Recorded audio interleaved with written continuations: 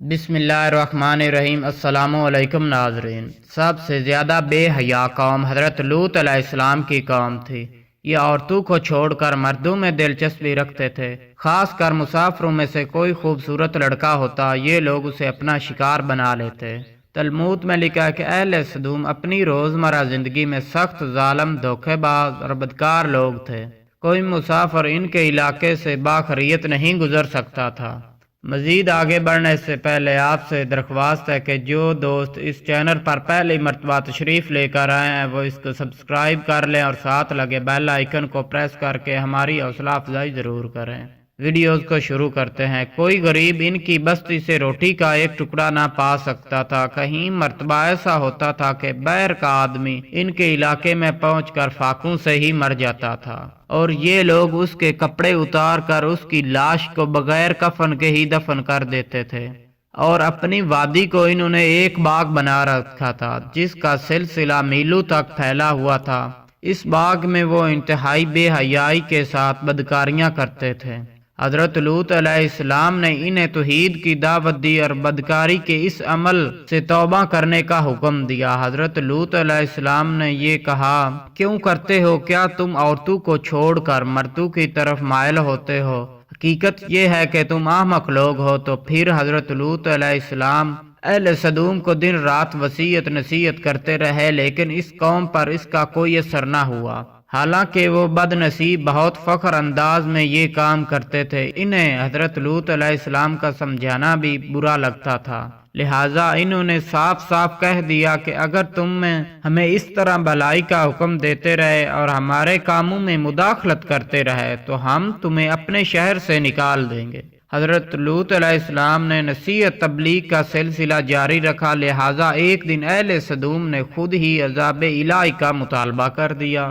اللہ تعالیٰ نے اب تک ان کے اس بدترین عمل فحشہ اور بدکاری کے باوجود بھی ڈھیل دے رکھی تھی، لیکن جب انہوں نے حضرت لوط علیہ السلام سے ایک دن کہا کہ اگر تم سچے ہو تو ہم پر عذاب لے آؤ، لہٰذا ان پر عذاب الہی کا فیصلہ ہو گیا۔ اللہ نے اپنے خاص فرشتوں کو دنیا کی طرف روانہ کر دیا۔ یہ فرشتے دراصل حضرت میکائیل اور جبریل علیہ السلام تھے۔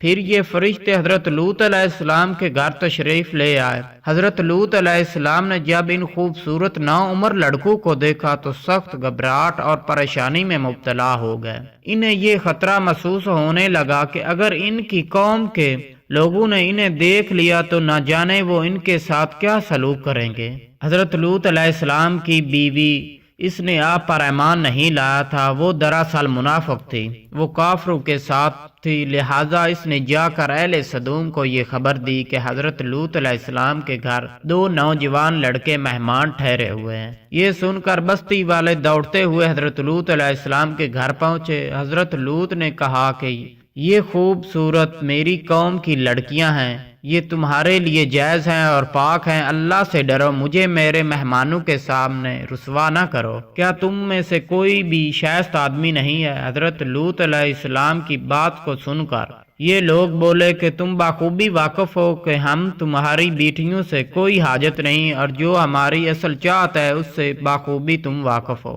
قوم لوط کے اس شرمسار جواب سے اندازہ لگایا جا سکتا ہے کہ وہ فعل بد میں کس حد تک مبتلا تھے۔ جب حضرت لوط علیہ السلام کی قوم ان کی گھر کی طرف دوڑتی ہوئی آئی تو حضرت لوط علیہ السلام نے گھر کے دروازے بند کر اور ان کے نوجوانوں کو ایک کمرے میں چھپا دیا، اور ان بدکار لوگوں نے آپ کے گھر کا گھیرا ڈال دیا اور ان میں سے کچھ گھر کی دیواروں پر بھی چڑھ گئے۔ حضرت لوط علیہ السلام نے اپنے مہمانوں کی عزت کے خیال سے بہت زیادہ گھبرائے ہوئے تھے۔ فرشتے یہ سب منظر دیکھ رہے تھے۔ جب انہوں نے حضرت لوط علیہ السلام کی بے بسی اور پریشانی کا یہ عالم دیکھا تو یہ حقیقت سے پردہ اٹھا دیا اور یوں فرمایا، اے لوط، ہم تمہارے رب کی طرف بھیجے ہوئے فرشتے ہیں، یہ لوگ ہرگز تم تک نہیں پہنچ سکیں گے۔ ابھی کچھ رات باقی ہے، اپنے گھر والوں کو لے کر چل دو اور تم میں سے کوئی شخص پیچھے مڑ کر نہ دیکھے، ورنہ وہ بھی عذاب الہی کا حصہ بن جائے گا۔ اہل سدوم حضرت لوط علیہ السلام کے گھر کا دروازہ توڑنا ہی تھا کہ حضرت جبریل علیہ السلام نے گھر سے باہر نکل کر اپنے پر کا ایک کونا مارا، جس سے وہ ان کی آنکھوں کے ٹیلے باہر نکل آئے اور بصارت ظاہر ہو گئی۔ یہ عذاب ان لوگوں کو پہنچایا جو حضرت لوط علیہ السلام کے پاس بدنظری سے آئے تھے۔ یہ حضرت لوط علیہ السلام کی حقیقت حال جان کر مطمئن ہو گئے کہ اور اپنے گھر والوں کو لے کر رات کو ہی نکل گئے، لیکن پھر بھی ان کی بیوی ان کے ساتھ تھی، لیکن کچھ دور جا کر وہ واپس اپنی قوم کی طرف پلٹ گئی اور قوم کے ساتھ جہنم واصل ہو گئی۔ صبح کا آغاز ہوا تو اللہ کے حکم سے حضرت جبریل علیہ السلام نے بستی کو اوپر سے اکھاڑ دیا اور پھر اپنے بازو پر رکھ کر آسمان کی طرف بلند کیا، یہاں تک کہ آسمان والوں نے بستی کے کتے کو بھونکنے اور مرغوں کے بولنے کی آوازیں بھی سنی۔ پھر اس بستی کو زمین پر دے مارا، جس کے بعد ان پر پتھروں کی بارش ہوئی۔ ہر پتھر پر مرنے والے کا نام لکھا ہوا تھا۔ جب یہ پتھر ان کو لگتے تو ان کے سر پاش پاش ہو جاتے۔ صبح سویرے سے یہ شروع ہونے والا یہ عذاب اشراق تک پوری بستی کو نصب و نابود کر چکا تھا۔ قوم لوط ان کی خوبصورت بستی کو اللہ تعالیٰ نے انتہائی بدبودار اور سیاہ جھیل میں مبتلا کر دیا، جس کا پانی سے رہتی دنیا تک کوئی فائدہ نہیں اٹھایا جا سکتا۔ سمندر کے اس حصے میں کوئی جاندار مچھلی، مینڈک وغیرہ زندہ نہیں رہ سکتے، اس لیے اس ڈیڈ سی یعنی کہ بحر مردار کہا جاتا ہے، جو اسرائیل اور اردن کے درمیان واقع ہے۔ ماہرین آثار 10 سالوں کے تحقیق جستجو کے بعد اس تباہ شدہ شہر کو دریافت کیا تھا۔ تحقیقات سے یہ پتہ چلا ہے کہ اس شہر میں زندگی بالکل ختم ہو چکی تھی۔ شہر کے راستے اور کھنڈرات کو دیکھ کر آرکیولوجسٹ نے یہ اندازہ لگایا ہے کہ جب یہ شہر تباہ ہوا تو اس وقت لوگ روزمرہ معاملات اور کاموں میں مشغول تھے اور یہاں زندگی اچانک ختم ہوئی۔ یہ تھی آج کی چھوٹی سی ویڈیوز۔ امید کرتے ہیں آپ کو اچھی لگی ہوگی۔ ہمارے اس چینل کو سبسکرائب کر کے اور ساتھ لگے بیل آئیکن کو بھی پریس کر کے ہماری حوصلہ افزائی ضرور کریں اور اس ویڈیوز کو زیادہ سے زیادہ شیئر کریں۔ شکریہ۔